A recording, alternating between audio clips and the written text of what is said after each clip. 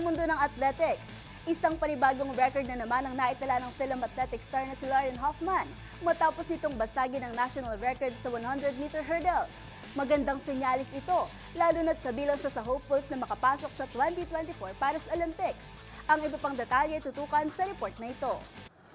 Nabasag ng Filipino-American athletics star na si Lauren Hoffman ang national record sa 100 meters hurdles matapos makapagtala ng 13.41 seconds sa Duke Invitational sa Durham, North Carolina. Tinapos ni Hoffman ang tournament at second place behind American bet Skylar Wilson with 13.36 second output. Naungusan ng 25-year-old athlete ang record ng isa pang Pinay athletics na si Sheena Atelano na 13.65 seconds. Naitala ni Hoffman ang nasabing record ilang linggo matapos niya ring makuha ang bagong mark sa women's 400-meter hurdles sa Hurricane College Invitational sa Miami, finishing 56.39 seconds. Kabilang si Hoffman sa mga Pinoy athletics na susubukang mag-qualify sa 2024 Paris Olympics. Sa susunod na buwan, sasamahan nito ang mga kapwa Pinoy Olympic hopefuls sa 5-day meet sa ICTSI Philippine Athletics Championship mula May 8 hanggang 12 sa PhilSport Oval sa Pasig City, na mahalagang bahagi ng Olympic ranking points ng World Athletics. Inaasahan ng Philippine Athletics Track and Field Association ang pagsalang ng 700 atleta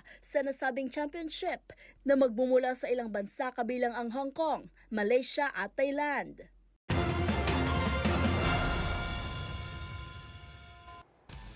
At yan ang mga latest updates sa mundo ng sports. Para sa MBC TV Network News, ito si Mili Borja, sama-sama tayo, Pilipino. Balik sa inyo, Pam, Adniel.